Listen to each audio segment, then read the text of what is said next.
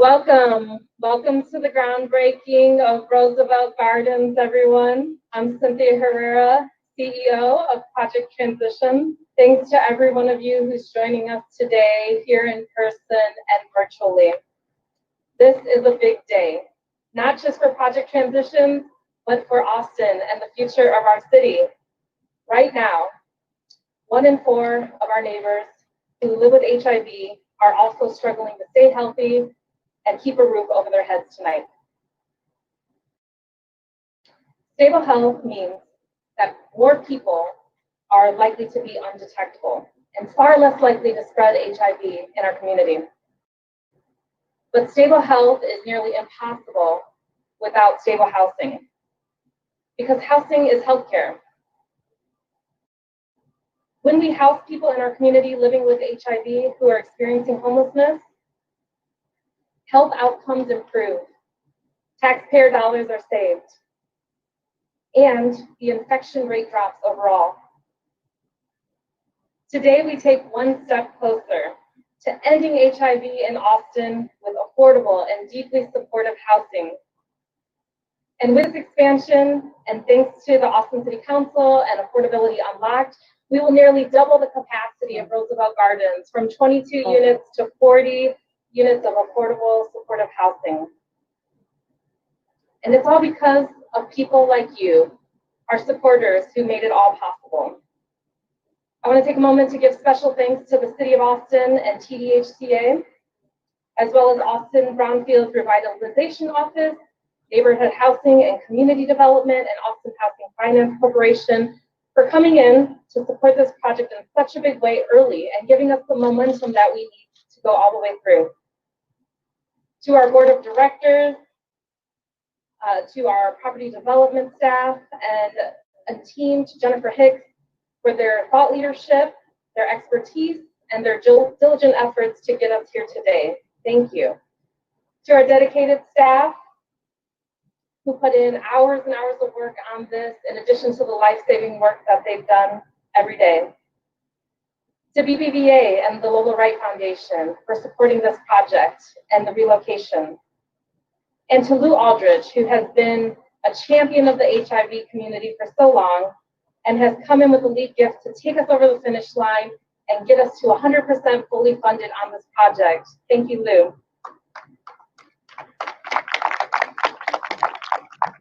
Now, we wouldn't be on the cusp of this exciting expansion without each of you.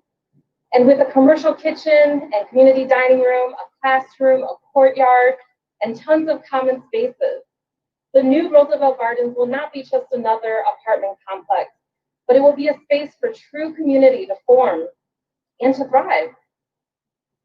A place of acceptance and healing.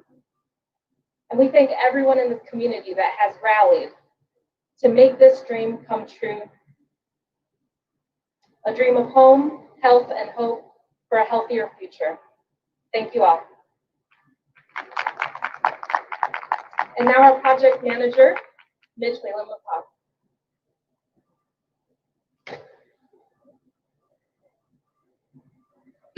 Good morning. I'm Mitch Whalen. I'm the project manager for this project. I'll be working with our builder, Ron and Butler, our architect, Jason, and all the other contractors on this project. Before, there was a 24-unit apartment complex standing right behind us. And we've gone through a process of asbestos abatement and demolition to level this site and to prepare for the new building. So in that sense, we really owe a debt of gratitude to the 22 families that were living here before, who the Project Transitions team was able to relocate to other places, give them housing for well over a year while we do the construction on this project. We've enjoyed great support from the neighbors in the area that are extremely excited about the new project going up, are interested in how it's going to be, and support the work of Project Transitions to create this housing for this needed population. So give us a year, and we'll have a sparkling new building standing behind here and create homes for another 40 families. So thanks to all of you for your support. And I'm going to let Jason Haskins the architect talk about the project.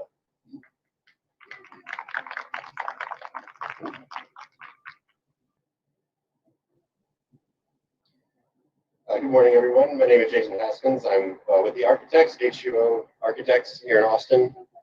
We are immensely proud to be the architects for this project, to be your architects working on this. This is an amazing project that is exactly what Austin needs to solve all of our housing issues. And it's really down to project transitions, to the staff, the board, and donors, and everyone, and all the volunteers who have put so much effort into getting to solving the problems of housing in Austin. This is an amazing example of what happens when you put passion and people first in the development process. This is, a small development. It's too difficult for most developers to handle, but when you put people and compassion first, when you put the service of our friends and neighbors first, this is the kind of thing that can happen. So it's, like I said, it's taken quite a bit of effort to put together funding from the tax credits to the state, to city support, to all the various city programs that allow all of these pieces to come into place.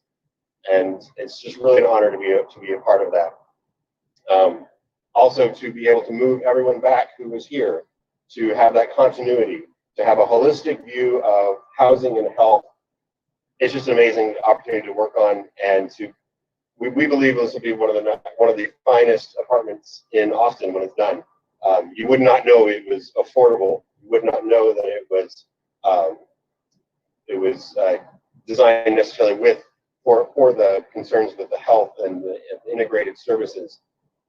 But that just makes it that much stronger, and I believe that we'll have a beautiful community here that everyone who's participated will be very proud to come to serve and to work with project transitions in the future. So thank you all for the opportunity to serve you in this way, and I look forward to when we can be back here for the opening.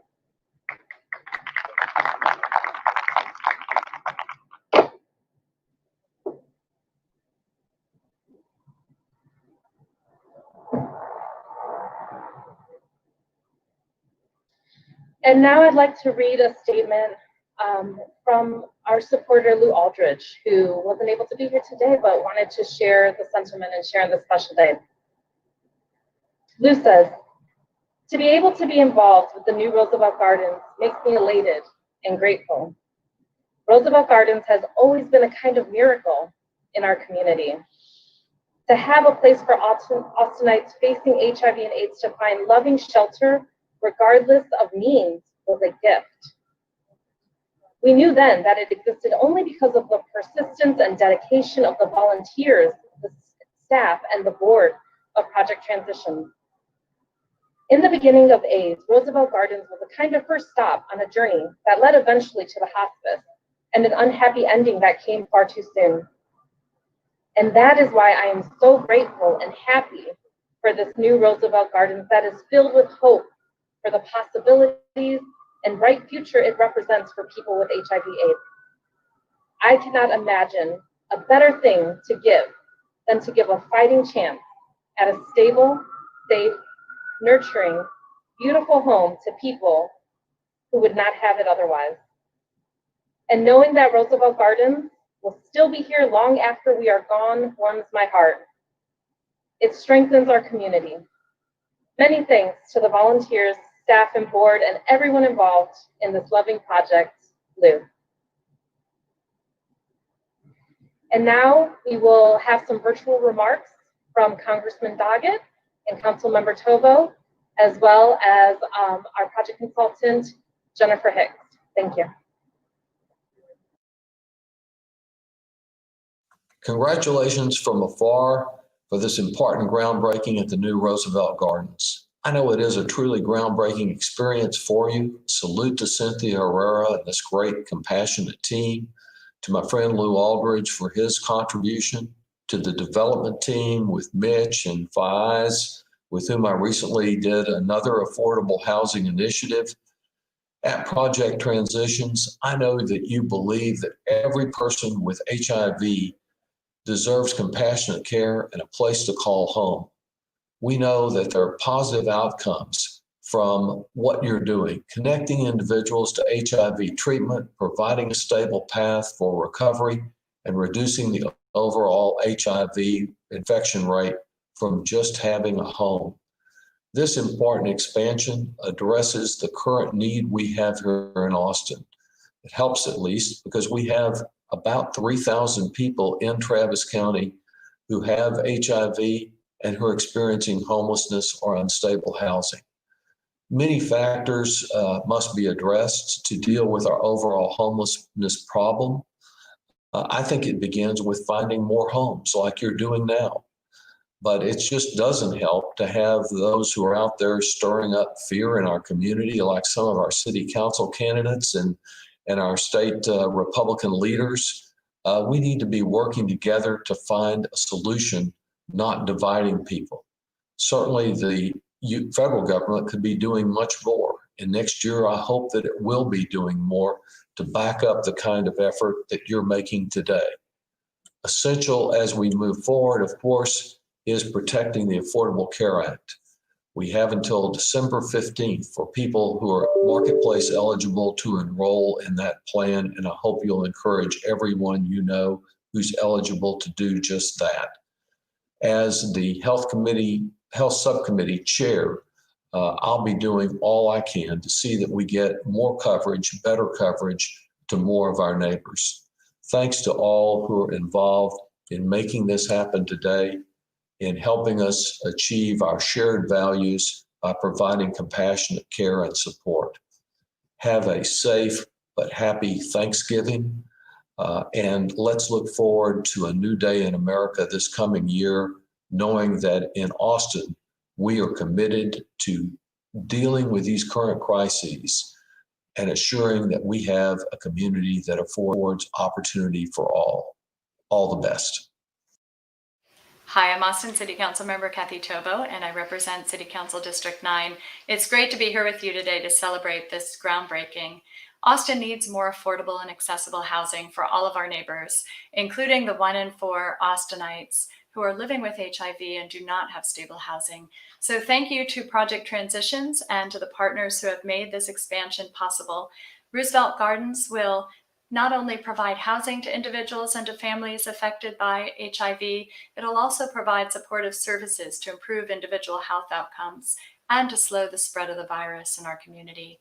As we work together to build a more inclusive Austin, I'm grateful to Project Transitions and to the volunteers and the donors who have come together to provide our neighbors experiencing the dual crises of HIV and homelessness with the support they deserve. So congratulations to everyone involved in making this project and this development a success. Greetings. I am so proud to be here today at this pivotal moment in Project Transitions history. It was 3 years ago that I met with the Project Transitions team in a coffee shop 2 blocks away from Roosevelt Gardens. The team shared with me their dream to step up as a developer and get desperately needed high-quality supportive housing on the ground. I was blown away by their dedication, courage, tenacity, and heart. These are the very reasons we are here today with this dream come true. Today, I want to toast the amazing development team behind this project, the City of Austin and the Texas Department of Housing and Community Affairs, 2 anchor funders whose every dollar translates into lives saved and stabilized. Most important, I want to toast the Project Transitions team, Cynthia and Madge, the rest of the staff there, and the board of directors. Thank you for stepping off the ledge with me and taking a chance. We did it. I couldn't be prouder. Congratulations. While Austin has a very robust affordable housing network, there is not nearly enough affordable housing out there to meet the tidal wave of need, particularly for folks with HIV. There are no other recuperative care options out there at all. Before I came here, I was under the bridge by the police department on I-35. I was in the hospital very sick. My HIV was escalating. I mean, it ain't good to be sleeping out there in the cold and the rain. It's very uncomfortable. And that's why we want to help the folks who've been on the street for 37 years, but we also want to take in the folks too who are marginally housed. Project Transitions is the only recuperative care program for homeless and marginally housed individuals with HIV. We have two major programs. One of them is our Doug's House program, which is our special care facility, and the other is our housing program. And so what we're doing is we're stabilizing their health, getting them back on their HIV meds, and then starting to work on all those other underlying health conditions. From the hospital, I went to Doug's House. They gave me medication. They gave me an apartment to stay in. When I first heard about Project Transition, I already had my HIV taken care of, but it was the house that I was more concerned about, because I wanted a roof on my head. But now I got this here, I call my empire. Look around. Look where I come from the streets and this here. Most of our clients in housing stay with us for 3 to 4 years. That's a good long time to be able to work with someone. We still want to retain that loving, wrap our arms around you in a big hug sort of an atmosphere that we grew out of. The best thing about Project Transition is that they have nice case workers. They talk to you. They come to you here to the apartments and see if you're doing okay. They do really take care of us. It's really, really important to have folks who understand the population. It's client driven. What do they want? What do they see their life like going forward? It's been 3 years that I've been in this apartment, me and Augie, and we've been enjoying it. It's been wonderful to me, and I know he appreciates it too. And I'm very, very grateful to this program. They just give you anything you need to get through. But they will be there for you, though, as long as you need them. What more can a person ask for?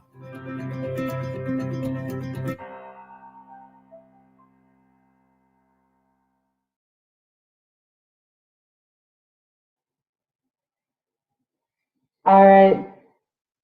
Thank you, everyone, for your wonderful remarks. Again, we couldn't be doing this without our wonderful community taking priority in people that don't usually have a voice.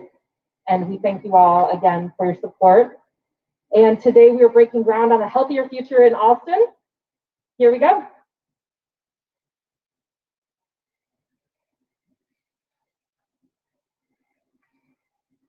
Three. All right, 3, 2, 3, 2, 1. Amen. Thank you, Austin.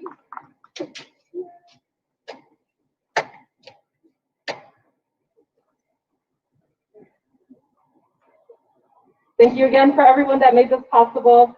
This is again a dream come true for health and hope for all of the people in our community that really need it the most, some of the most medically vulnerable among us. So thank you again for tuning in. Thank you for everyone for supporting us. We can't wait to see you at the ribbon cutting a year from now. Thank you. Take care.